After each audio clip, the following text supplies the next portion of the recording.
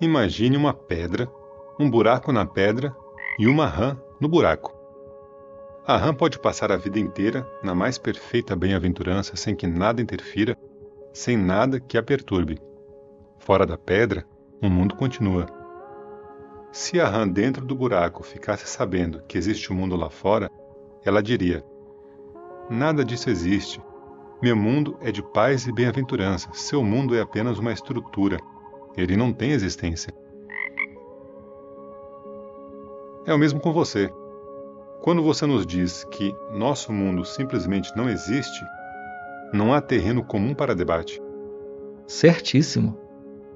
Você construiu a estrada de ferro, mas por falta de ponte, nenhum trem consegue passar.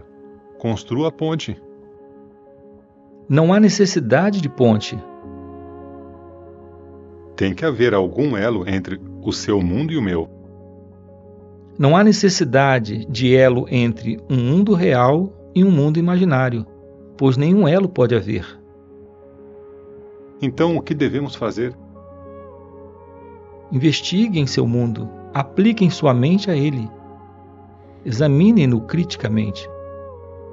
Destrinchem cada ideia a seu respeito. Isso basta. O mundo é grande demais para ser investigado. Tudo o que sei é que eu sou. O mundo me perturba e eu perturbo o mundo.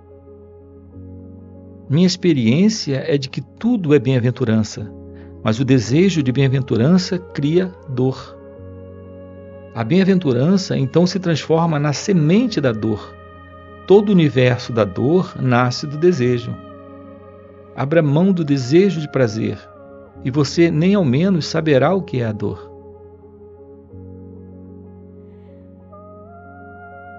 Por que o desejo seria a semente da dor?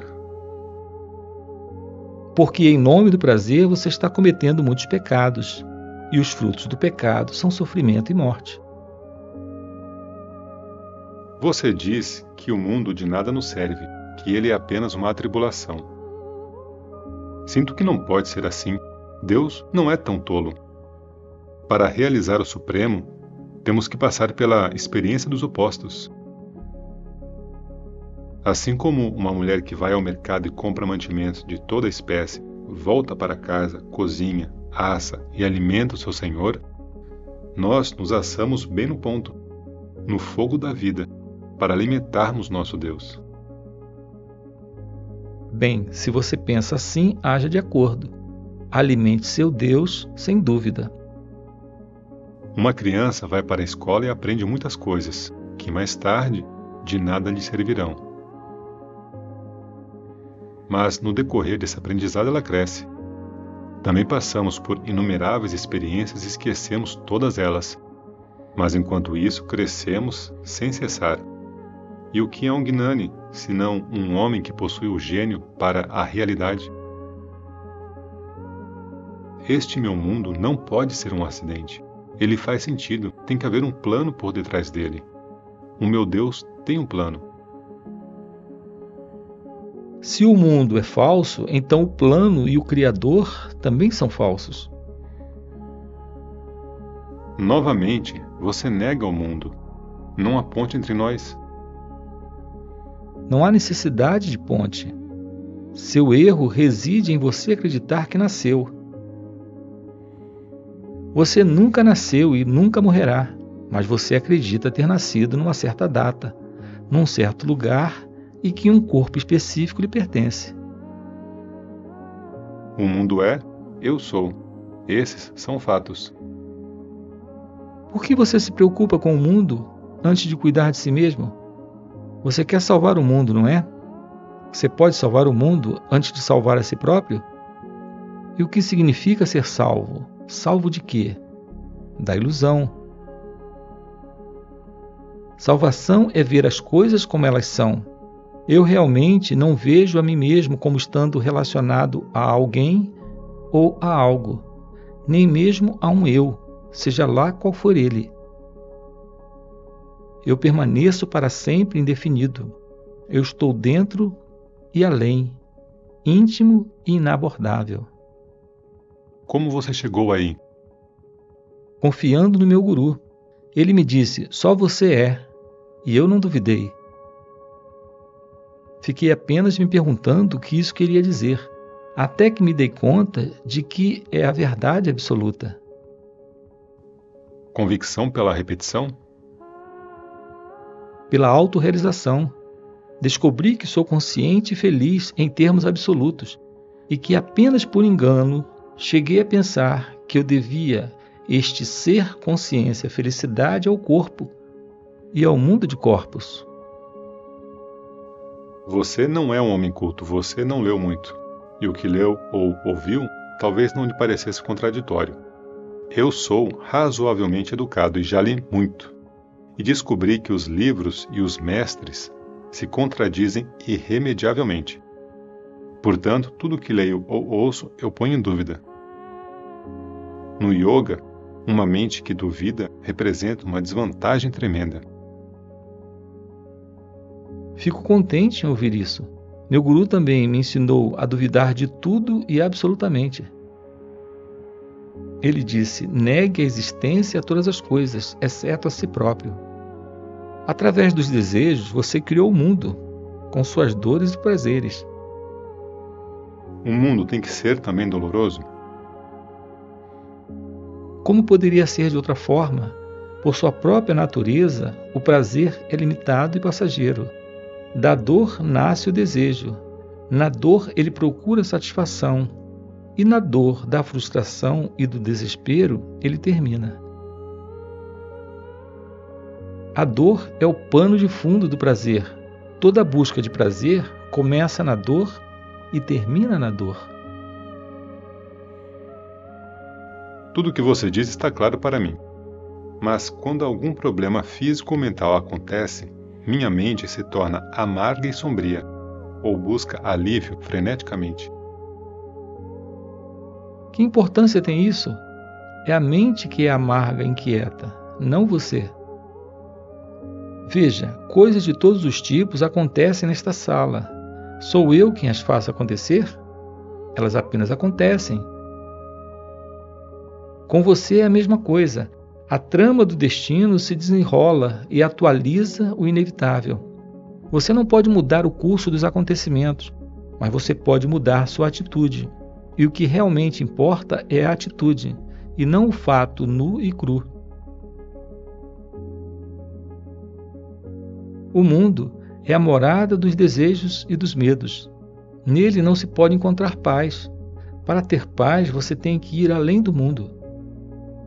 A causa primordial do mundo é o amor próprio. Isso porque buscamos prazer e evitamos a dor. Substitua o amor próprio pelo amor ao ser, e o quadro muda inteiramente. Brahman, o Criador, é a soma total de todos os desejos. O mundo é o instrumento da realização desses desejos. As almas tomam qualquer prazer que elas desejem e pagam por ele com lágrimas. O tempo acerta todas as contas. A lei do equilíbrio reina suprema.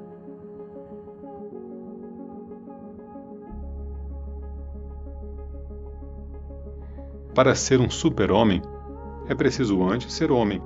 A condição humana é fruto de incontáveis experiências. Os desejos levam à experiência. Assim, a seu próprio tempo e em seu próprio nível, o desejo é certo. Tudo isso é verdade, de certo modo. Mas chega o dia em que você já coletou o suficiente e tem que começar a construir. Então, discriminar e descartar, Viveka e Vairagya é absolutamente necessário. Tudo tem que ser cuidadosamente examinado e o desnecessário deve ser destruído sem piedade. Acredite, a destruição nunca é demais, pois na realidade nada tem valor. Seja apaixonadamente desapaixonado. Isso é tudo.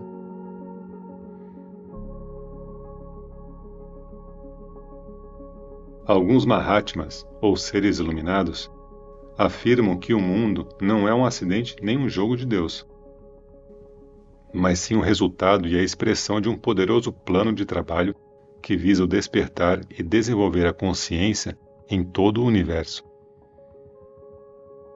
Para eles, o mundo é bom e serve a um propósito. A diferença com relação ao seu ensinamento é que você insiste em que o mundo é mau e deve ser rejeitado. Eles dizem que a repulsa pelo mundo é um estágio passageiro, necessário mas provisório, que logo é substituído por um amor que tudo abarca e pela firme vontade de trabalhar em uníssono com Deus. Tudo que você diz está certo quanto ao caminho que leva para fora.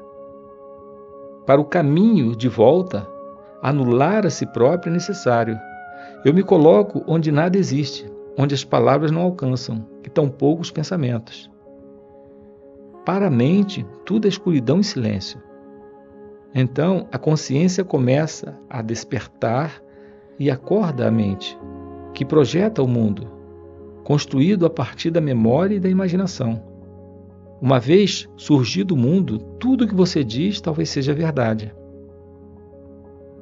É da natureza da mente imaginar objetivos, esforçar-se por alcançá-los, buscar meios e maneiras, exibir visão, energia e coragem.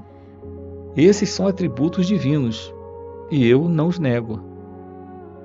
Mas eu me coloco onde não há diferenças, onde as coisas não existem, e tampouco as mentes que as criaram. Lá eu estou em casa. O que quer que aconteça, em nada me afeta. As coisas agem sobre as coisas, isso é tudo. Livre de recordações e de expectativas, sou frescor, inocência e integridade. A mente é o grande trabalhador e precisa de repouso. Nada precisando, de nada tenho medo. De quem eu teria medo? Não há separação. Nós não somos eus separados. Há apenas um único ser, a realidade suprema, na qual o pessoal e o impessoal são um só.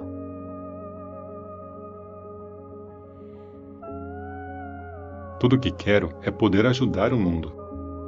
Quem disse que você não pode ajudar?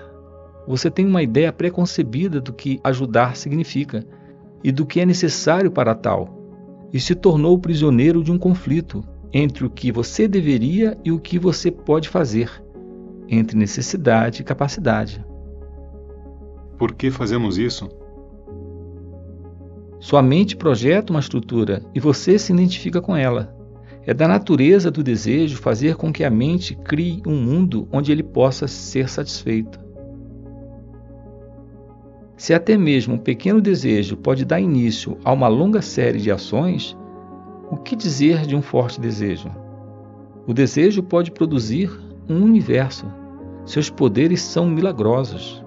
Da mesma forma que um pequeno palito de fósforo pode atear fogo a uma imensa floresta, um desejo acende os fogos da manifestação. O desejo pode ser nobre ou inóbil. O espaço é neutro. Podemos preenchê-lo com o que quisermos. Você deve ter muito cuidado com o que deseja. E quantas pessoas a quem você quer ajudar, elas estão em seus respectivos mundos, devido a seus desejos. Não há como ajudá-las, senão através desses mesmos desejos. Tudo o que você pode fazer é ensiná-las a ter os desejos certos, para que elas possam se elevar acima deles e se libertar da compulsão de criar e recriar mundos de desejos, moradas de dor e de prazer. Dia virá em que o espetáculo terminará, o homem terá que morrer e o universo terá que chegar ao fim. Da mesma forma, como um homem adormecido se esquece de tudo e acorda para outro dia, ou morre e acorda em outra vida, assim também os mundos de desejo e medo se dissolvem e desaparecem. Mas a testemunha universal, o Ser Supremo, nunca dorme e nunca morre. Eternamente o grande coração bate, e a cada batida surge um novo universo. Ele é consciente? Ele está além de tudo o que a mente possa conceber. Ele está além do ser e do não ser. Ele é o sim e o não para tudo, além e dentro, criando e destruindo. Inimaginavelmente real.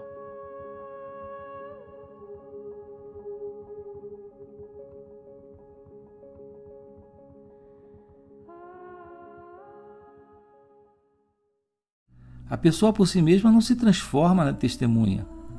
É como esperar que uma vela apagada comece a arder no curso do tempo. A pessoa pode permanecer na escuridão da ignorância para sempre, a menos que a chama da consciência a toque. Quem acende a vela? O guru.